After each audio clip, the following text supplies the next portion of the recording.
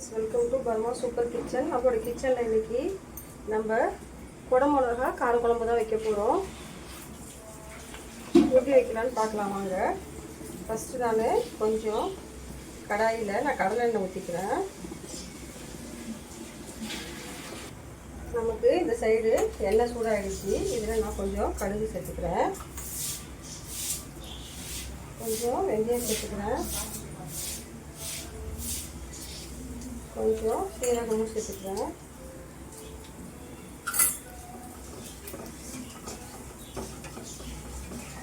மூணு நல்லா பொரிஞ்சிருச்சு. இதில் நம்ம இப்போ இதில் கொஞ்சம் பூண்டு சேர்த்துக்கலாம். பூண்டு லைட்டாக வதக்கி விட்டுக்கலாம். இதில் நம்ம கொஞ்சம் வெங்காயமும் கருவேப்பிலையும் நான் கட் பண்ணி வச்சுருக்கேன், அதையும் இதில் சேர்த்துக்கலாம்.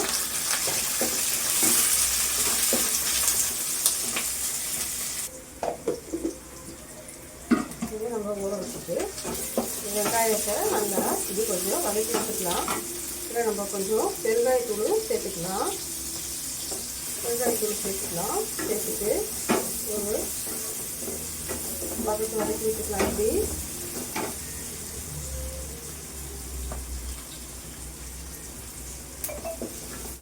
இப்படி நம்ம சேர்த்து கொஞ்சம் வதக்கிக்கிட்டோம்னா, ஃபஸ்ட்டு வந்து எண்ணெய் ஊற்றி வடகத்தை போட்டுட்டு தான் சில பேர் போடுவாங்க. நான் கொஞ்சம் வெங்காயம் வதங்கினதுக்கப்புறம் தான் வடகம் சேர்ப்பேன். இல்லைன்னா வடகம் கருகிடுங்க. இப்போ இந்த வெங்காயம் வதங்கிடுச்சு. இப்போ நம்ம இந்த தக்காளி கட் பண்ணி வச்சுருக்கோம். இந்த தக்காளி நம்ம சேர்த்துக்கலாம். கொஞ்சம் மல்லி இலை கட் பண்ணி வச்சுருக்கேன், அது கொஞ்சம் சேர்த்துக்கலாம். கடைசியாக கொஞ்சம் நம்ம சேர்த்துக்கலாம்.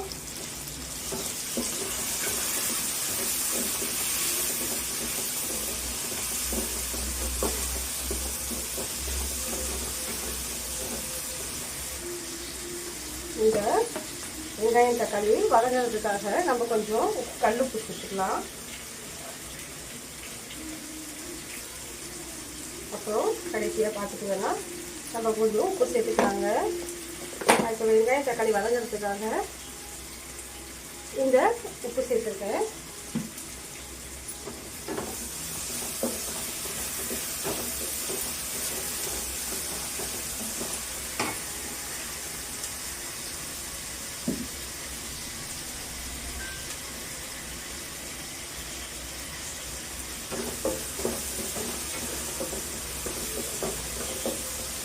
இது கொஞ்சம் நல்லா வதங்கட்டும்.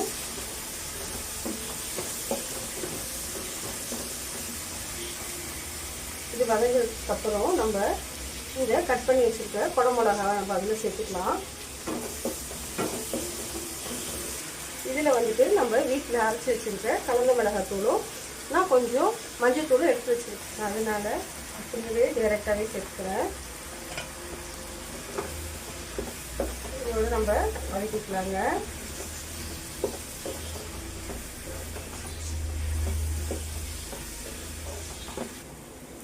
இதில் இப்போ நம்ம மசாலா வதங்கிடுச்சு. இப்போ இதில் நம்ம புளி கரைசல் கொஞ்சம் சேர்த்துக்கலாம். இதில் கொஞ்சம் காரமாக தாங்க வைக்கணும். சேர்த்துக்கிட்டு இதில் நம்ம தண்ணி சேர்த்துக்கலாம்.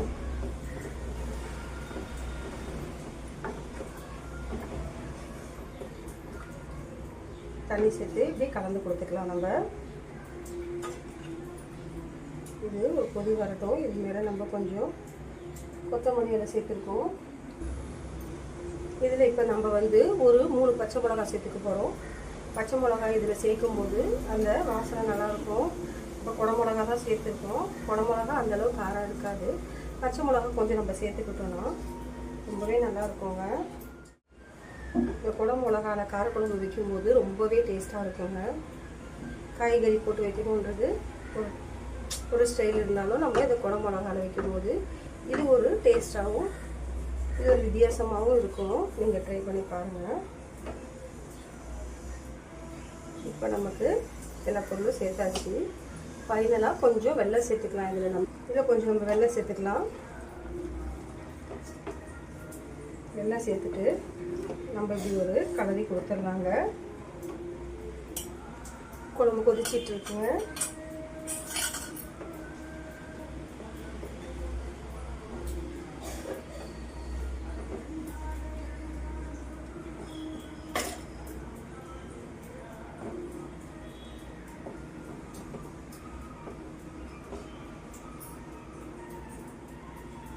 செட்டிநாடு சிக்கன் ஒன்று போட்டிருந்தோங்க நம்ம சேனலில். சிக்கன் வச்சு செட்டிநாடு சிக்கன் செஞ்சுருந்தோம். அதை கோவாவில் இருக்க ஒரு ஃப்ரெண்ட்ஸ் வந்து அதை ட்ரை பண்ணி பார்த்தாங்கன்னா ரொம்பவே நல்லா இருக்குதுன்னு சொல்லிட்டு அவங்க கமெண்டில் சொல்லியிருந்தாங்க. சிக்கன் ரொம்ப நல்லா இருந்துச்சுன்னு.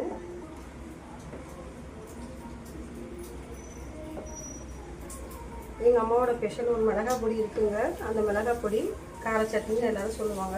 நாங்கள் மிளகா பொடின்னு தான் அது சொல்லுவோம். எங்கள் அம்மா அது நுணுக்குனாங்கன்னா அந்த மிளகா பொடி அது வந்துட்டு சின்ன வெங்காயம், தக்காளி, மிளகாய், பூண்டு இதெல்லாம் வச்சுட்டு அது ஒரு பொடியை ரெடி பண்ணுவாங்க. அந்த பொடிக்கு எங்கள் வீட்டில் இருக்க அத்தனை ரிலேஷனுமே அந்த பொடிக்கு அடிமைங்க. அவ்வளோ சூப்பராக இருக்கும். எங்கள் அம்மா வந்தாலே எல்லார் வீட்டுக்கும் வந்துட்டு அதை நுணுக்கி கொடுங்க அப்படின்னு தான் எல்லாருமே சொல்லுவாங்க. அப்படி ஒரு டேஸ்ட்டாக இருக்கும். அது நான் உங்களுக்கு செஞ்சு காட்டுறேன் பாருங்கள். எங்கள் அம்மா வரட்டும், நான் அதை ரெடி பண்ணி உங்களுக்கு எப்படின்னு காட்டுறேன். அதை நீங்கள் பண்ணி பாருங்கள். ரொம்ப டேஸ்ட்டாக இருக்கும். இத்த குழம்பு ரெடி ஆகிடுச்சிங்க. கொதி வந்துருச்சு. அந்த மிளகாத்தூள் வாசனை போனதுக்கப்புறம் இப்போ நம்ம இந்த குழம்பு ஆஃப் பண்ணிக்கலாம்.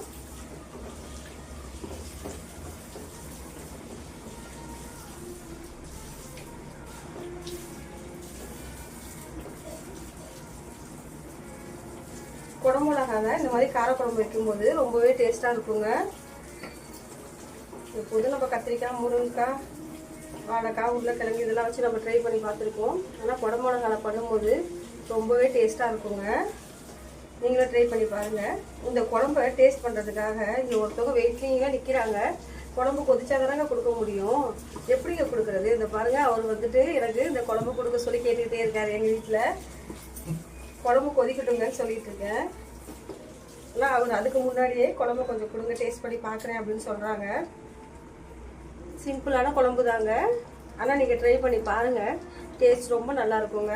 அதுவும் இந்த மழைக்கெல்லாம் இந்த மாதிரி குழம்பு வச்சு சாப்பிடும்போது ரொம்பவே டேஸ்ட்டாக இருக்குங்க. இந்த மழை டைம்லலாம் நம்ம இந்த மாதிரி ஒரு